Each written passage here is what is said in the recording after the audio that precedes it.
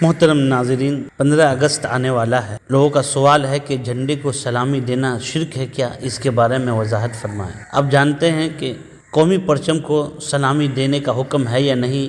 اگر ہم سلامی دیتے ہیں، سلام کرتے ہیں تو یہ کفر ہے، شرک ہے، اس سے بچنا چاہیے۔ آئیے ان کے بارے میں وضاحت کے ساتھ بات لے کر آیا ہوں۔ اگر آپ ہمارے چینل وائرل فتویٰ پہ نئے ہیں تو چینل کو سبسکرائب کریں، شیئر کریں، کامنٹ کریں۔ ناظرین، قومی پرچم کو سلامی دینے کا حکم۔ سوال: کیا قومی پرچم کے سامنے جھک کر سلامی دینا جائز ہے؟ الجواب: جھنڈے کے سامنے کھڑا ہونا یا سلامی پیش کرنا ایک قومی یا فوجی عمل ہے، اس کی اجازت ہے، البتہ جھکنا درست نہیں، اس لیے شریعت میں جھک کر تعظیم سے روکا گیا ہے، لیکن اسے مشرکانہ فعل نہیں کہا جا سکتا۔ فتویٰ شامی: مفتی اعظم ہند حضرت مفتی کفایت اللہ صاحب رحمہم اللہ فرماتے ہیں، جھنڈے کو سلامی مسلم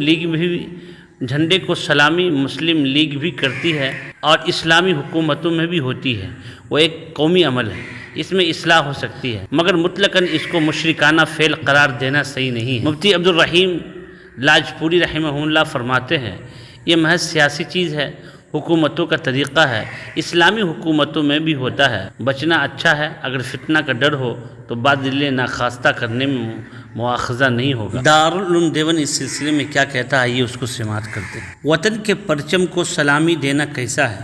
نیز جب قومی ترانہ گایا جاتا ہو تو کیا کھڑا ہونا جائز ہے؟ سوال: وطن کے پرچم کو سلامی دینا کیسا ہے؟ نیز جب قومی ترانہ گایا جاتا ہو تو کیا کھڑے ہونا جائز ہے؟ الجواب: شریعت مطہرہ میں سلام اور جواب اسلام سے متعلق جو کچھ احکام و ہدایت ہے وہ پرچم کی سلامی پر لاگو نہیں ہوتے، بلکہ یہ تو ایک قومی مشترکہ عمل کے قبیل سے ہے۔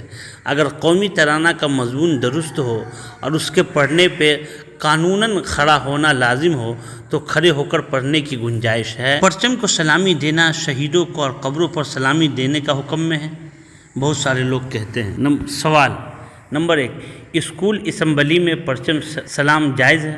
نمبر 2: شہیدوں، جنازہ یا قبر پر سلامی دینا جائز ہے؟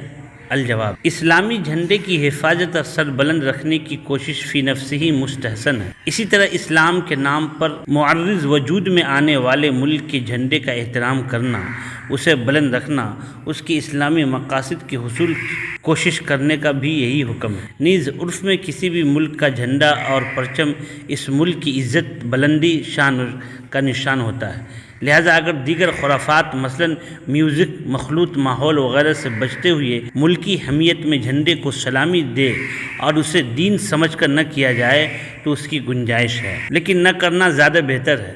یہ ملحوظ رہے کہ محض رسمی چیز ہے جو فوجی طریقے ہے، اسلامی طریقہ نہیں ہے اور نہ ہی سلف صالحین سے اس کا کوئی ثبوت ہے، لہذا اس کو دین سمجھ کر نہ کیا جائے اور نہ ہی کرنے والے پر نکیر کیا جائے۔ فتویٰ رحیمیہ: یہ محض سیاسی چیز ہے اور حکومتوں کا طریقہ ہے کہ اسلامی حکومتوں میں بھی ہوتا ہے، بچنا اچھا ہے، اگر فتنہ کا ڈر ہو تو بادل ناخواستہ کرنے میں مواخذہ نہیں ہے۔ جھنڈے کی سلامی مسلم لیگ بھی کرتی ہے، اسلامی ملکوں میں بھی ہوتی ہے۔ نمبر 2: قبور پر حاضری وغیرہ کے متعلق اسلامی تعلیمات یہ ہے، قبرستان میں جا کر یا کسی خاص قبر پر جا کر سب سے پہلے اہل قبور کو سلام کہنا چاہیے۔ اس کے الفاظ یہ ہیں: السلام علیکم یا اہل الدیار من المؤمنین والمسلمین وإنا ان شاء اللہ لکم لاحقون نسأل اللہ لنا ولکم العافیہ۔ اس کے علاوہ بھی سلام کے مختلف الفاظ احادیث میں آئے ہیں، ان میں سے کوئی سے الفاظ کہہ لے، اگر یاد نہ ہو تو السلام علیکم ہی کہے،